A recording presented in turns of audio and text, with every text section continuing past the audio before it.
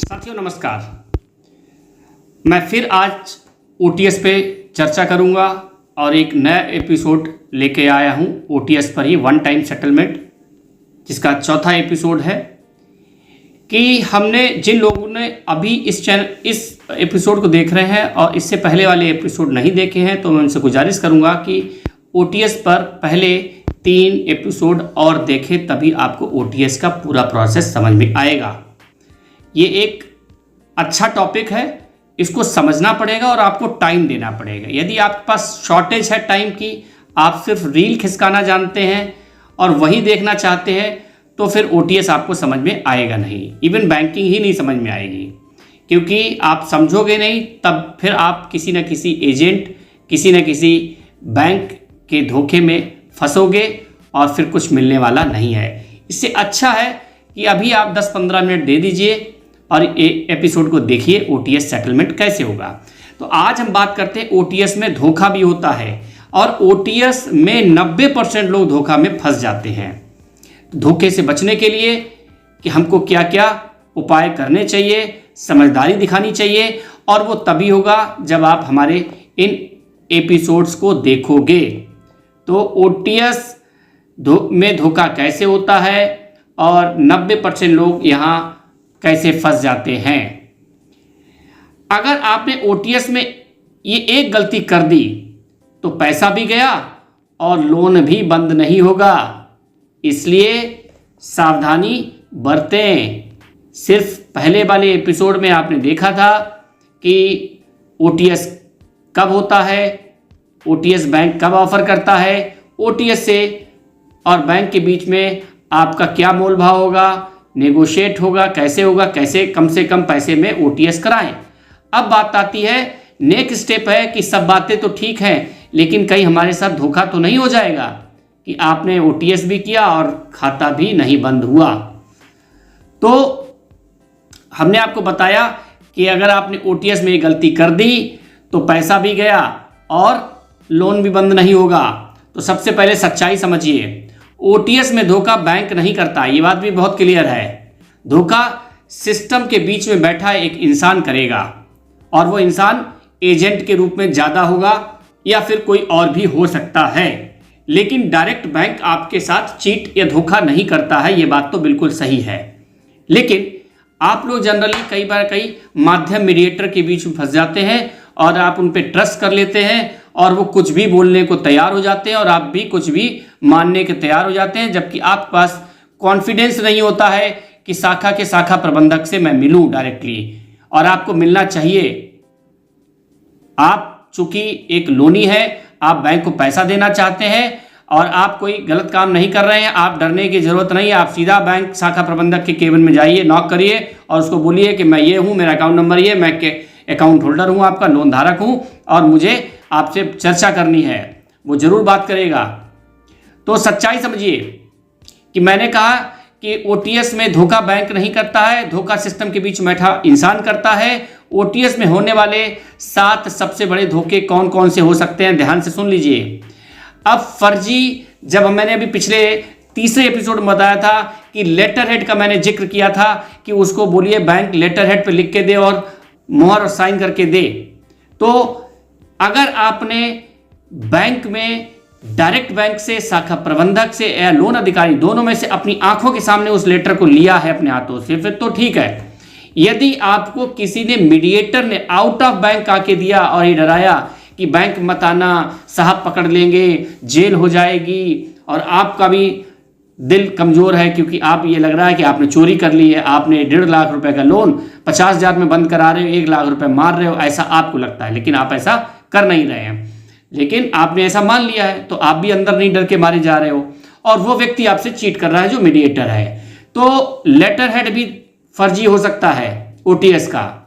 इसलिए कभी भी किसी भी बैंक में, इवन आजकल जो प्राइवेट बैंक और एनबीएफसीज हैं, अगर ओटीएस करते हैं तो उनके जो ऑथोराइज एजेंट जो ऊपर बैठे टेलीकॉलर फोन करते हैं, वो आपके साथ 100% चीट कर सकते हैं। वहां पर संभावना रहती है, क्योंकि आपको नहीं पता वो किस शहर से बोल रहे हैं, वाकई में वो उसी बैंक से बोल रहे हैं और बैंक बाद में मुकर जाएगा, क्योंकि बैंक ने भी ये ठेका दे रखा है थर्ड पार्टी के थ्रू कि आप फ़ोन करिए रिकवरी करा के दीजिए, और फिर वो आपसे मुकर जाएंगे, मुझे नहीं पता उसका नाम क्या, और ये लोग आपको असली नाम भी नहीं बताएंगे कि उसका असली नाम क्या था, तो आप कुछ कर नहीं पाएंगे।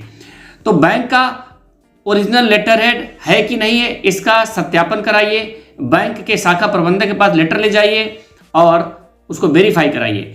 ध्यान रखिएगा कि ओटीएस लेटर जब मिलता है तो सबसे पहले आप बैंक से डायरेक्ट लीजिए, और उसमें ऊपर पत्र संख्या, पत्रांक नंबर, रेफरेंस नंबर, तारीख, सन सब लिखा होता है। यदि लेटर के ऊपर ओटीएस लेटर का रेफरेंस नंबर नहीं है तो उम्मीद करिए कि 100% वो फेक, फर्जी पेपर है जो ओटीएस के रूप में आपको दिया जा रहा है। वो तभी आप समझिए जब आपको एजेंट या कोई और अनऑथराइज पर्सन आपसे ये डिस्कशन करे कि मैं ओटीएस करा दूंगा, और ये देखिए हो गया है, और ये लीजिए चिट्ठी, आपका ओटीएस बंद हो जाएगा। दूसरा, मैंने बोला कि रेफरेंस नंबर पड़ा होता है। तीसरा, यदि है तो आप बैंक में जाके उसको वेरीफाई कराएं, यदि वो है तो ठीक है, नहीं तो कोई बात नहीं। रिकवरी एजेंट, ज़्यादातर बैंकों में रिकवरी एजेंट होते हैं। रिकवरी एजेंट ये भी कह सकता है मुझे कैश दे दीजिए, और या मेरे खाते में यूपीआई कर दीजिए, मैं करा दूंगा, तुम चिंता न करो, 1 हफ्ते बाद आना और मैं तुम्हारा खाता बंद करा के तुम्हें एनओसी दिला दूंगा। ऐसा बिल्कुल आप ना करें।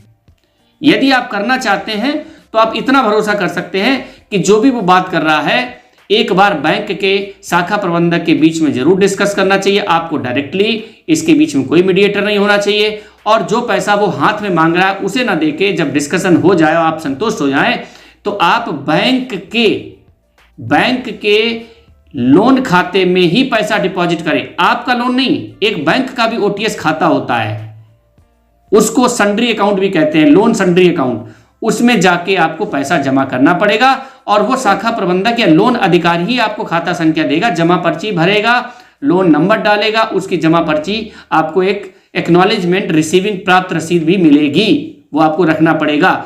यदि ये सब चीजें नहीं हो रही हैं तो आपका सिग्नल खड़ा हो जाना चाहिए कि आपके साथ धोखा हो सकता है। शाखा प्रबंधक ऐसा नहीं करेगा, लेकिन यदि वो भी आपको ये सब चीजें नहीं देने को तैयार है, कैश मांग रहा है या यूपीआई एजेंट मांग रहा है, यूपीआई में पैसा मांग रहा है, तो आप बिल्कुल ट्रस्ट मत करिएगा, क्योंकि वो ये भी कह सकता है कि अरे ये आप चिंता क्यों कर रहे हैं, मैं अंदर से सेटिंग करा दूंगा, मेरी बहुत अच्छी जान पहचान है, अरे आपका 1.5 लाख का चीज़ हम 75,000 में ही करा देंगे, 50,000 में करा देंगे, आप हमें 25,000 पहले दे दो। ये सब चीज़ें आपको धोखे में ले जाएंगी, और नतीजा क्या होगा, पैसा गया, बैंक कहेगा हमें कुछ नहीं मिला, ओटीएस का पैसा केवल बैंक खाते में ही जमा होना चाहिए, क्योंकि आपने ऐसा कोई बैंक को प्रूफ नहीं दिया। एक बात ध्यान रखना, ओरल ओटीएस समझौता, यानी कि बातचीत में जो बातचीत हुई है कि हम इतने में कर देंगे, तुम उतने में कर देना, तुम कल आओगे हम कल करा देंगे, ये सब बातें ओरल मौखिक हैं। इसका बैंक के साथ कोई आपने लिखित समझौता नहीं किया, तो इसलिए इस समझौते को, ओरल मौखिक बातचीत को माना नहीं जाएगा। जब तक मौखिक बात को पेपरों पर ना उतारा जाए तब तक आप उसे बिल्कुल ना माने, क्योंकि तब तक आपका ओटीएस अस्तित्व में नहीं आएगा, मतलब मान्य नहीं है जब तक लिखित में समझौता ना हो। Partial payment trap, partial payment trap का मतलब है कि 1.5 लाख रुपए आपके ऊपर कर्जा था, डिमांड थी ओरिजिनल 1 लाख मूलधन, 50,000 ब्याज, टोटल है 1.5 लाख। 1.5 लाख में आपकी बातचीत होते होते 50,000 में तय हो गई। 50,000 में उसने कहा कि आप मुझे इतना पैसा दे दो, यानी कि उसका 10%, 5%, 2% जो भी मांगे, 1,000, 2,000, 4,000, 10,000, फिर आपका ओटीएस पास हो जाएगा। ऐसा बिल्कुल नहीं होता है, बातचीत में ही बातचीत होती है, उसके बाद बैंक को आगे बढ़ना, बैंक को उस ऑफर लेटर को बना के देना है कि हाँ इतने पे हमारा आपका समझौता हो गया है और इतने तारीख तक आप पैसा डिपॉजिट कर दीजिए। वो ये भी लिखेगा कि इतनी तारीख तक अगर आपने पैसा नहीं डिपॉजिट किया तो आपका पैसा सारा जो दिया हुआ है वो आपके लोन खाते में समायोजित कर दिया जाएगा, जैसा कि मैंने पिछले 3 वीडियो में भी आपको बताया है और फिर बता रहा हूं चौथे वीडियो में भी कि आपने अगर तारीख खराब कर दी, उस तारीख तक पैसा नहीं दिया, तो फिर आपका जो दिया हुआ पैसा वो बेकार हो जाएगा। वो ओटीएस में मान्य नहीं होगा। इसलिए आप इस बात का भी ध्यान रखें। ये भी ध्यान रखें कि यदि आपने ओटीएस का पैसा उसको ऐसे ही दे दिया हाथ में, जो भी 2-3%, 4% जो टोकन मनी की बात हुई है, तो और मैं पास करा दूंगा, तो ये हकीकत नहीं होती है। क्योंकि हकीकत ये है कि पैसा जमा, ओटीएस रिजेक्ट, रकम ईएमआई में एडजस्ट, यानी कि आपका जो पैसा लिया और वो उसने बैंक में जमा ही नहीं किया, वो बैंक के रिकॉर्ड में ही नहीं गया, वो एजेंट के पास ही पैसा रहा, उसने इंटेंशनली आपके साथ चीट और फ्रॉड किया। ऐसे केस में आप तो ये मान के बैठे हो कि मेरा ओटीएस हो गया है, लेकिन सच्चाई ये है कि बैंक के रिकॉर्ड में कुछ भी ऐसा नहीं हुआ, इसलिए ओटीएस मान्य नहीं किया जाएगा, क्योंकि बैंक को तो पता ही नहीं है। और आपकी वो ये भी कह देगा कि ये पैसा दे दो और ईएमआई में एडजस्ट हो जाएगा, तो ऐसा कुछ होने वाला नहीं है। तो ध्यान रखिएगा, हेड ऑफिस से अप्रूवल आता है और अप्रूवल के बाद ही ये सब कुछ होता है। बैंक एनओसी देने में टाल मटोल करेगा। बैंक का मतलब, यदि एजेंट ने आपके साथ चीट किया है और चीट करते करते, तो वो तो आपको धोखे वाली बातें ही बताएगा कि अब मैं आपको एनओसी दिला दूंगा, मैं आपका पूरा पैसा जमा करा दूंगा, मैं आपका सेटलमेंट करा दूंगा, मैं आपका सब कुछ करा दूंगा, सिबिल भी बहुत अच्छा हो जाएगा, आप ओटीएस करा लीजिए तो आपका सिबिल और बढ़ जाएगा। जबकि सच्चाई ये है कि ओटीएस में सिबिल डाउन होता है। यदि कोई भी आपसे कहे कि इतना पैसा दे दीजिए या ओटीएस करा लीजिए और आपका सिबिल और अच्छा हो जाएगा, तो टोटली झूठ है, बिल्कुल बेकार की बात है। ओटीएस से हमेशा सिबिल खराब होता है और भविष्य में भी आपके लोन के रास्ते सारे रुक जाते हैं। मैंने ये पहले भी बताया। दूसरा, ओटीएस जब भी कराओगे तो आपके सिबिल में लिखकर आएगा सेटल्ड, यानी कि आपने सेटलमेंट कराया है लोन का, तो आपकी रेपुटेशन खराब होती, भविष्य के लोन आपको नहीं मिलेंगे। जब तक आप सेटलमेंट लिखा रहेगा, लोन नहीं मिलेगा। 99% बैंक लोन नहीं देगा, चाहे आपका सिविल स्कोर कितना भी अच्छा हो जाए। इस बात का ध्यान रखना, क्योंकि सिविल बढ़ता नहीं है, सेटल से खराब होता है और आगे भविष्य के लिए भी रोके रखता है। तीसरा, deadline pressure, agent, telecaller, bank के रिकवरी डिपार्टमेंट की हमेशा झूठ बात करेंगे और उनका तो एन केन प्रेटेंड कैसे भी उनको रुपया चाहिए, तो वो आपसे ये भी कह देंगे, माइंड गेम खेलते हैं, प्रेशर बनाएंगे बहुत। अरे आज 1 घंटे के लिए आपके ऊपर छूट थी और आपका 3 बजे तक पैसा दे दो तो मैं ये करा दूंगा, इतनी छूट इससे पहले कभी मिलने वाली नहीं, आज नहीं तो कभी नहीं। मतलब इस टाइप के नारेबाजी भी करेंगे, आपको हर तरीके से कोशिश करेंगे, सैकड़ों फ़ोन करेंगे, 50 फ़ोन करेंगे, घर पर आएंगे, जो भी करना है वो सब करेंगे। यानी अल्टीमेटली आप उनके या तो दबाव में आ गए, फिर तो सब बर्बादी है, और अगर नहीं आए तो फिर आपका बल्ले बल्ले है, क्योंकि आपका मोलभाव कायदे से हुआ नहीं।